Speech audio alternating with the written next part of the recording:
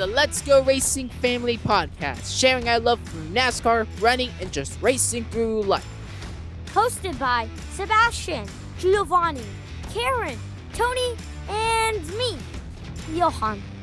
Each week we'll talk about our view of the world through the lens of racing.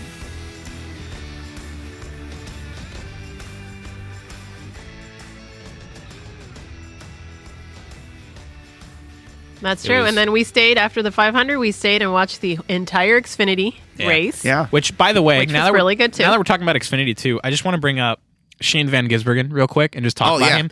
This dude is an animal. And I know these are restrictor plates. They're the pack racing tracks. This guy is a unit. I don't know what he's doing, but he learns like that. Yeah, I was going to say, he's a really good learner. He has done so much. He ran the ARCA race, and that was a rough time. That whole race was a mess, because that's ARCA. That was a rough time for everybody. But that was a chaotic race. Didn't do too hot in that. Did finish the race, but then he gets to the Xfinity race, and qualifying comes around. Yeah, he qualified 5th, and people were like, that 97's got some speed. I mean, he was on the pole at the time of his qualifying and held on until the other 4 came up on him. But in Daytona, he wrecked about 3-4 times and went down on the lead lap, under the lead lap a couple of extra times, and still managed to finish on the lead lap and finish 12th. I mean, he had an insane slide through the grass, kept it straight. Yeah, kept it going. It was like the McQueen scene at the end of the cars. It was really cool. And also, there was this moment when he was he lost the pack. He just caught that pack. Normally he had some when crazy speed on his own, because usually if you're left out to, you hung out to dry, you fall back and then it's really hard to get back into the pack. Yeah, you would see him. He'd kind of like lay back, and then it's all of a sudden just like, and he would just catch back up, and it's like, what in the world? Also, he did the same thing in Atlanta too, and where he actually just finished 3rd. His best finish in Xfinity. Yeah, best career finish in Xfinity. The 12th and a third to start the season is amazing. Two plates. Yeah, on 2 plate tracks. I'm curious to see how he's going to do on the rest of the ovals. Obviously, you got intermediates and short tracks, and I think he's going to do phenomenal on the road courses. That's what he's familiar with. But if he can really master intermediates and short tracks, he's going to be dangerous in the Xfinity Series. And right now, he's obviously in the talk for Rookie of the Year. And I think if he adjusts them and he's able to do well and do better than Marcos Ambrose and Juan Pablo Montoya, those guys came over, and unfortunately they only won on road courses. Yeah. They were pretty good in ovals, but if Shane can surpass that and like break into the I know what I'm doing on ovals, he will be dangerous, and he will be a guy to look out for in these races. Well, the best part about him racing in NASCAR is that he's committed.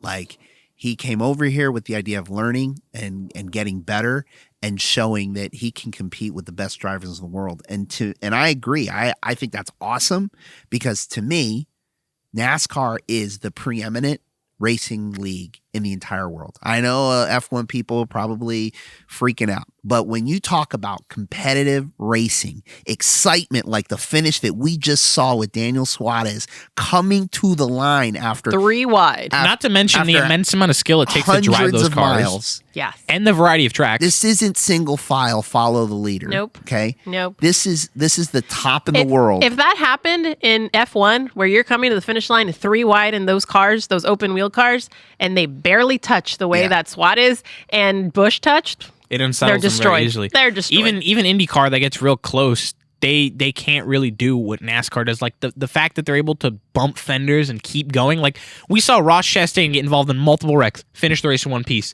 You see these guys, 32 cars got involved in the wrecks, and only I think 8 of them DNF today. Well, it is definitely exhilarating. Those things can bang and they can go. Different type of racing. And for me, it proves how great NASCAR is at the world level when you have top drivers from other leagues coming and competing and possibly winning, but not dominating and winning every single week. Like, he's having to learn and adjust to this type of racing. Really get up to Juan speed. Pablo Montoya won at the F1 level and came to NASCAR, and he won a couple races, but he wasn't like dominating.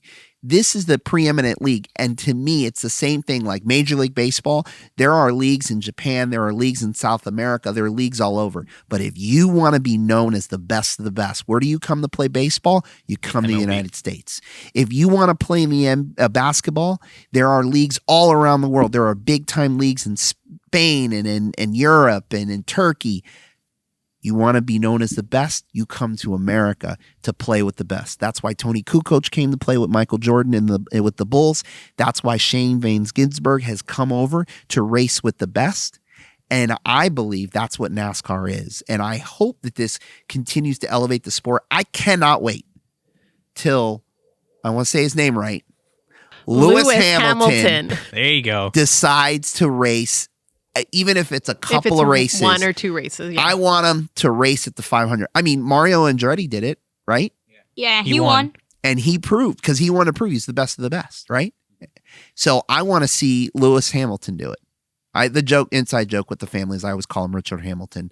And they're like, no, he's not Richard Hamilton, it's Lewis Hamilton. But so if I ever say Richard Hamilton, now you know I mean Lewis Hamilton. Well, but I want him to come. I want the other guy. Verstappen? Dun, dun, dun, dun. Yeah, Yes. Max Verstappen. I want Max Verstappen to come. In all And honesty, he's the only guy I think this that guy can really do good. can maybe make it happen. Yeah, because their girlfriends currently are Or fiancés, right? Suarez's fiance and Verstappen's girlfriend are sisters, Sisters. who are also the daughters of 3-time Formula One world champion Nelson Piquet. I still can't believe that that's true. That's crazy. Yeah, I think they were at one of their sons' weddings. I think it was Nelson Jr.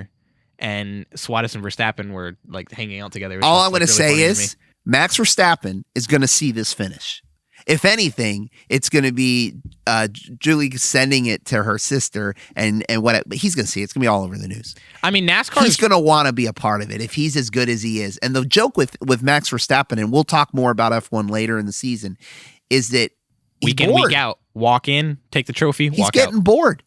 When you're that he competitive, he can come you wanna in. He should come and race where do. He should come and do a race with the Project 91 car. Like think he that'd be doesn't great. have to come over to NASCAR like No. Shane has, but just come and try one of these Project 91 races. Here's the thing. Verstappen right now, yes, people can say a lot of it's on his car, but I think he's currently the only guy who can jump from Formula One to NASCAR and stay afloat. When we talk about the top drivers in the world right now, the most talked about names that always come up: Kyle Larson, Shane Van Gisbergen, Max Verstappen. Verstappen is phenomenal enough to be able to get into any car and perform at a pretty darn good level at it. He's a talent behind the wheel, and I think he could do really well in the Cup Series. And I think if he can do the Cup Series, those cars, believe it or not, they're very hard to drive. You get like a very limited steering angle on the wheel. They're 3,500 pounds, like aluminum brakes, which take an eternity to get down, and you can lose control easily. So they are very difficult cars to drive. And if he can do that well, I think he can really show off his talent truly. And there's a joke that runs around too that Formula One is just a feeder series to NASCAR, because you see guys like Kimi Räikkönen come over, and I think Daniel Kvyat ran a race too, and a couple of other guys have come over to NASCAR. Or Jenson Button was at a couple of races last year, and he drove the Garage 56 car, and he like loves NASCAR. He thinks it's great. I mean, he said himself that one race at COTA was like a whole F1 season in one bundle.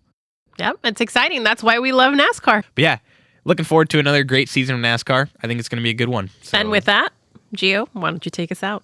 absolutely.